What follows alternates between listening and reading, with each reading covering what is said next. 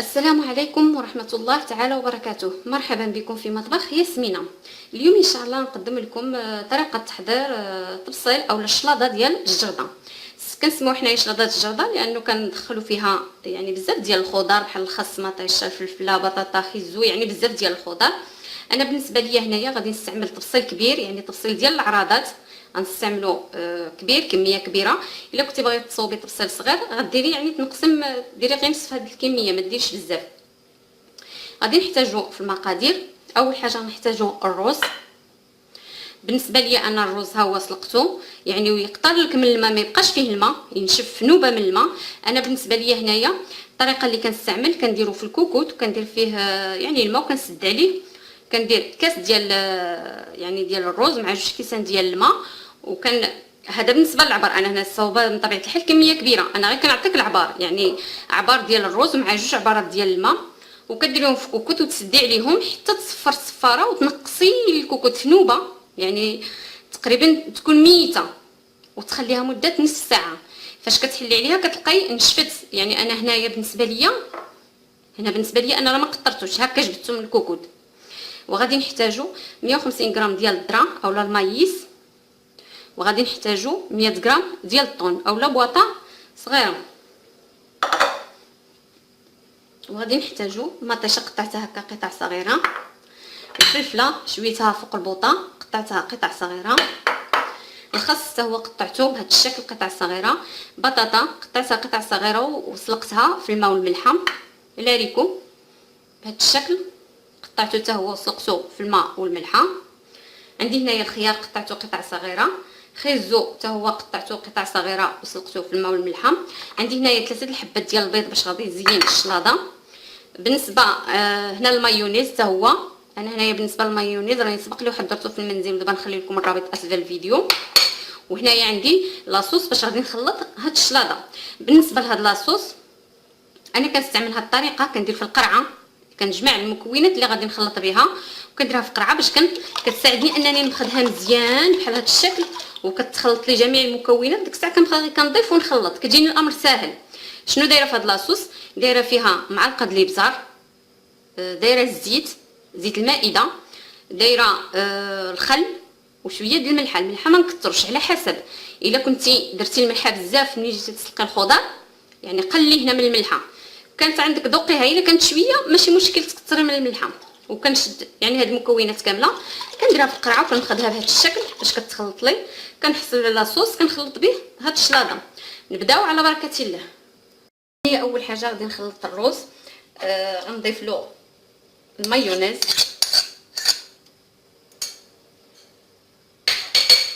وغنضيف له هاد لاصوص اللي خلطت. غنضيف واحد شويه ديال لاصوص،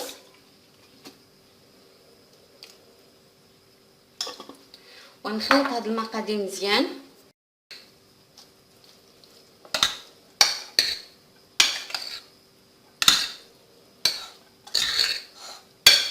ناخذ انا يعني اي مول عندك اولا اي طاسه كيمكن لك تشكلي منها دائره باش غنديروها في الوسط ديال الطبسيل. انا بالنسبه لي عندي هاد يعني هاد المول ديال السيليكون، فيه غادي نكب هاد الرز.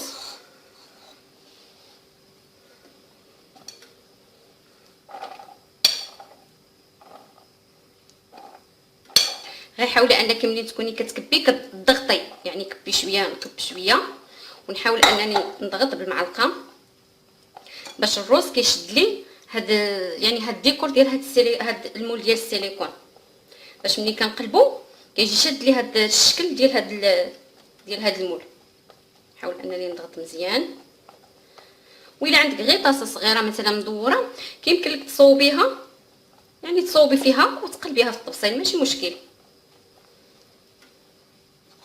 الشكل ديال الرز من بعد ما قلبته في الطبسيل. دابا غادي ندوز باش غادي نخلط يعني الخضر الاخرى.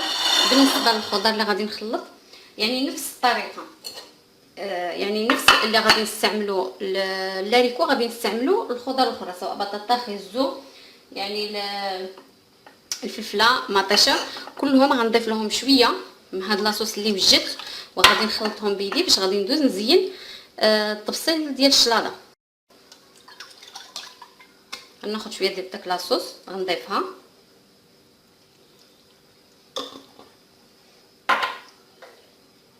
وغادي نخلطها مزيان. بالنسبه هو كاين اللي كيضيف يعني المايونيز كيخلط هاد الشلاضه بالمايونيز، ولكن انا بالنسبه لي كنفضل ما نضيفش المايونيز. علاش؟ لانه المايونيز كيتلف لي اللون ديال الخضره، انا خصني تبقى لي داك اللون ديال الخضره، يعني اللون ديال الخيزو يبقى هكاك ناصع، اللون ديال اللاريكو هكا يبقى لي، اللون ديال البطاطا فاش كنديروا يعني المايونيز كيتلف لك اللون، كيجي الخضره بحال شويه اللون ديالها يعني مخلط. كيمكن لك تضيف فيها الحاجه وحده يعني البطاطا فقط. انا بالنسبه كنفضل هاد الطريقه، انت كيبقى لك الاختيار، الا كان كيعجبك المايونيز كيمكن لك تستعمليه. من بعد غادي ندوز باش نزين يعني التفصيل ديال الشلاضه. نفس هاد الطريقه غادي نستعملها للخضر الاخرى كامله. انا بالنسبه لي انا غنقسم التفصيل يعني على 4. غادي نوريك بحال دابا مثلا غندير هنا شويه، غادي نشد نضيف هنا شويه هنا. علاش كندير هاد الطريقه؟ باش نعرف كيفاش ندير يعني نستف الخضره، باش ملي كتحط الطبسيل هكا فوق يعني فوق الطبله، اي واحد يعني جالس على الطبله ياكل يعني من جميع انواع الخضره كتجي حداه. بالنسبه للخيزو حتى هو ضفت له داك لاصوص وخلطته مزيان. شتي اللون ديال الخيزو الا مشيتي ضفتي له يعني حتى المايونيز اللون ما كيبقاش هذا اللون هكا ناصح في الخضره. يعني نفس الشيء خيزو عاوتاني غادي نديرو يعني في 3 ديال في 4 ديال الجهات هكا. وناخذ الغمض شويه نحطو في هاد الجنيب ونحاول ندور الطبسيل هكا.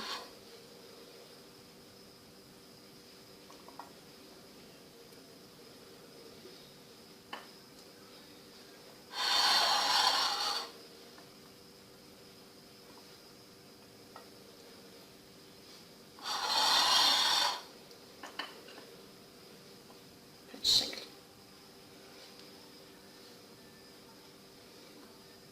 يعني غناخذ بطاطا يعني نفس الشيء درت لها شويه د لاصوص وغادي نستفها هكا، ناخذ شويه نحطو في الجانب، ندور عاوتاني الطبسيل.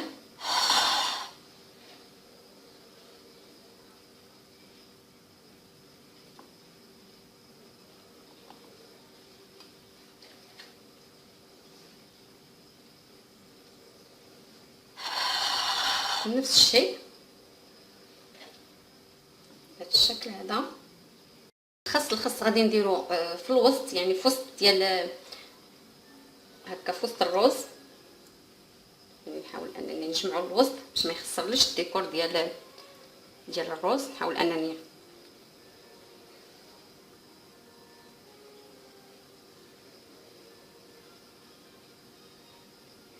بالشكل هذا. دابا غادي ناخذ الفلفله ومطيشه،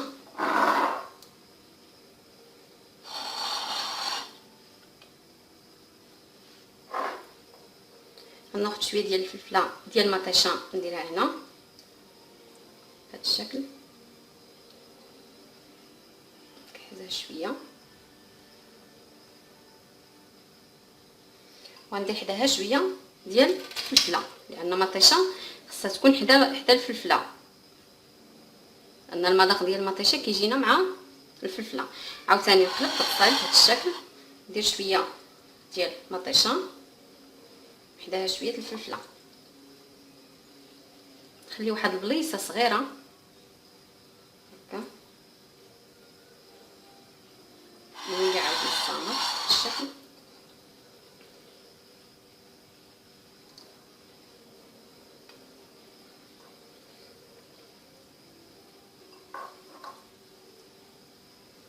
نرجع عاود ندور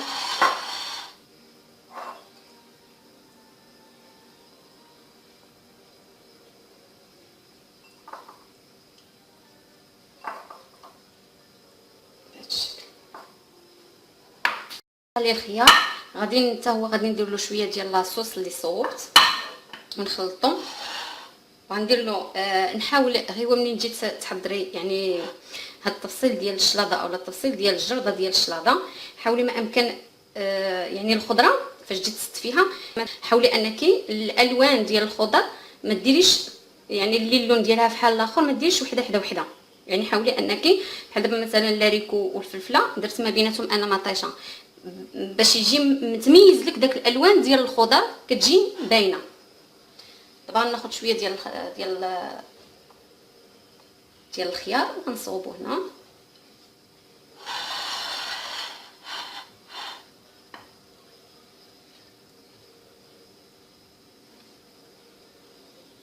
هذا هو الشكل. دابا مازال لي البيض غادي نقطعو باش غادي نكمل التزيين ديال التفصيل ديال الشلاضه.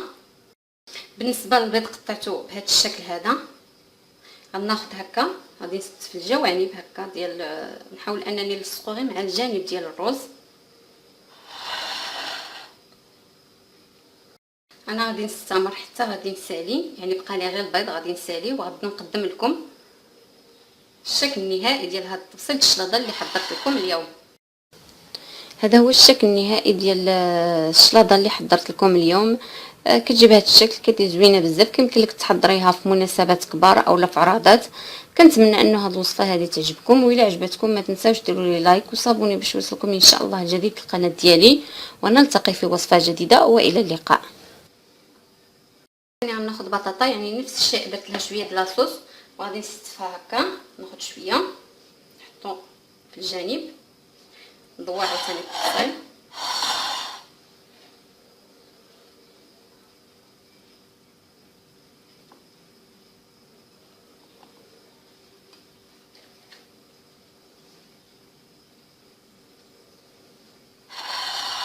نفس الشيء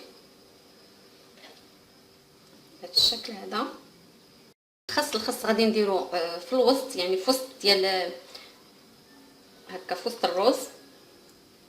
يعني نحاول انني نجمعو الوسط باش ما يخسرليش الديكور ديال الرز. نحاول انني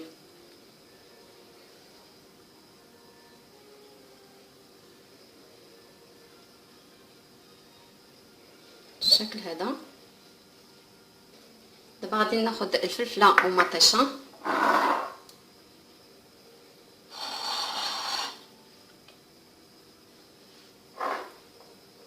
غناخذ شويه ديال الفلفله ديال المطيشه نديرها هنا بهذا الشكل، كذا شويه. وغندير حداها شويه ديال الفلفله، لان المطيشه خصها تكون حدا الفلفله، لان المذاق ديال المطيشه كيجينا مع الفلفله. عاوتاني نقلب الطيب بهذا الشكل، ندير شويه ديال المطيشه حداها شويه الفلفله، نخلي واحد البليصه صغيره هكا. نولي عاود نستمر بهذا الشكل.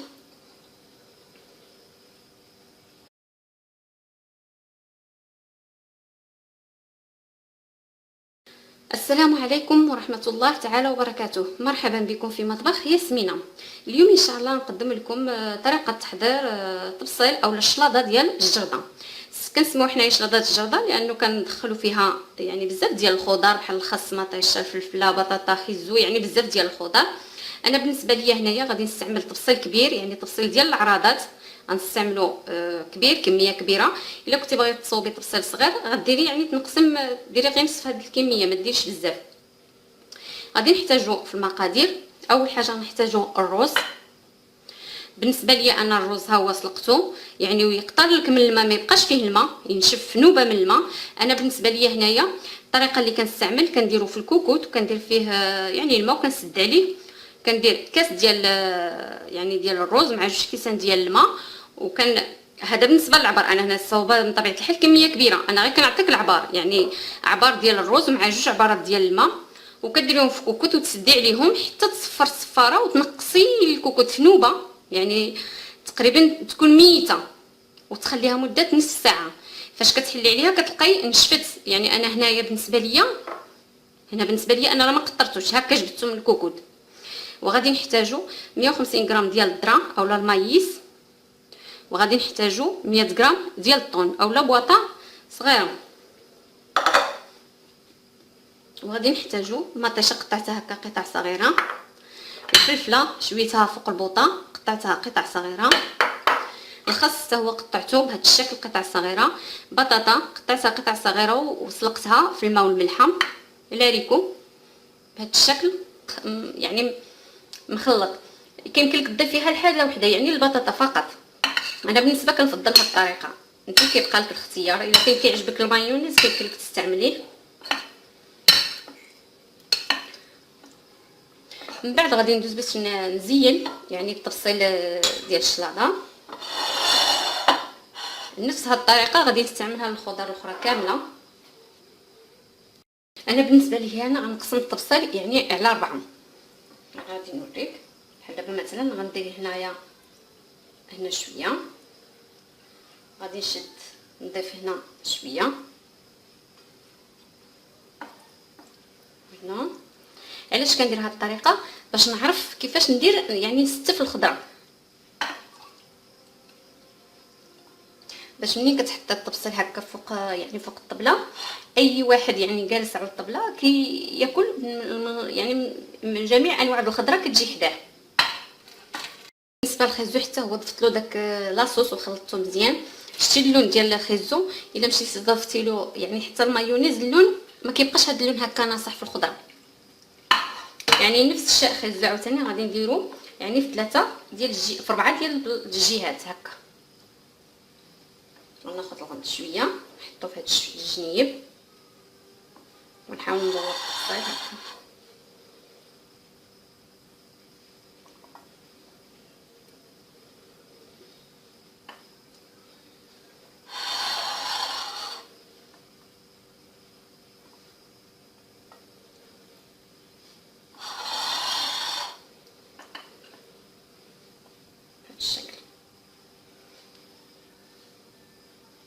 ديال السيليكون فيه غادي نكب هاد الروز.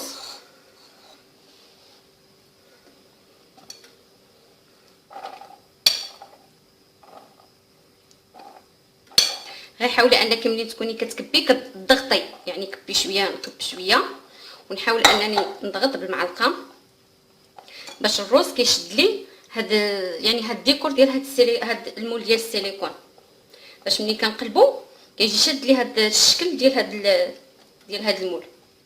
نحاول انني نضغط مزيان. وإلا عندك غير طاسه صغيره مثلا مدوره كيمكن لك تصوبيها يعني تصوبي فيها وتقلبيها في الطبسيل ماشي مشكل. الشكل ديال الرز من بعد ما قلبته في الطبسيل دابا غادي ندوز باش غادي نخلط يعني الخضر الاخرى. بالنسبه للخضر اللي غادي نخلط يعني نفس الطريقه، يعني نفس اللي غادي نستعملو اللاريكو غادي نستعملو الخضر الاخرى سواء بطاطا خيزو يعني الفلفله مطيشه كلهم غنضيف لهم شويه من هاد لاصوص اللي وجدت وغادي نخلطهم بيدي باش غادي ندوز نزين الطبسيل ديال الشلاضه. غناخد شويه ديال داك لاصوص غنضيفها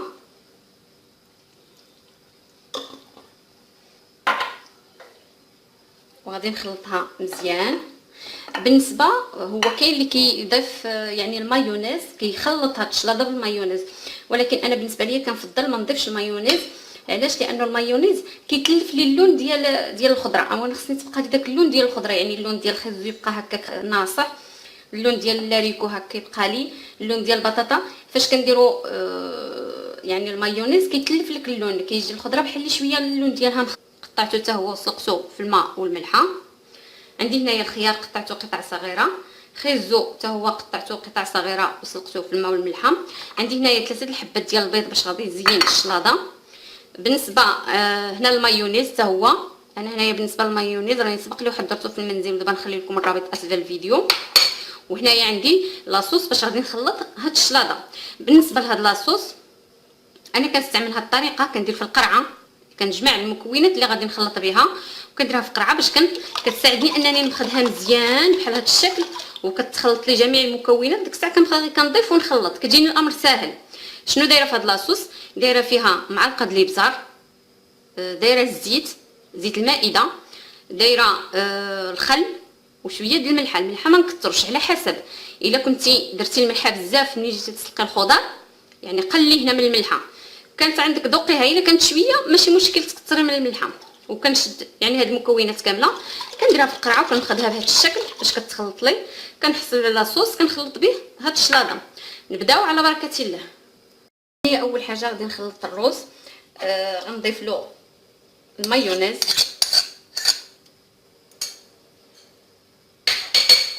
وغنضيف له هاد لاصوص اللي خلطت. غنضيف واحد شويه ديال لاصوص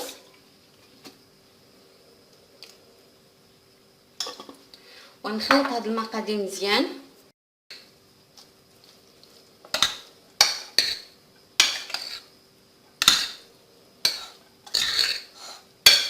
ناخذ انا يعني اي مول عندك اولا اي طاسه كيمكن لك تشكلي منها دائره باش غنديروها في الوسط ديال الطبسيل. انا بالنسبه لي عندي هاد يعني هاد المول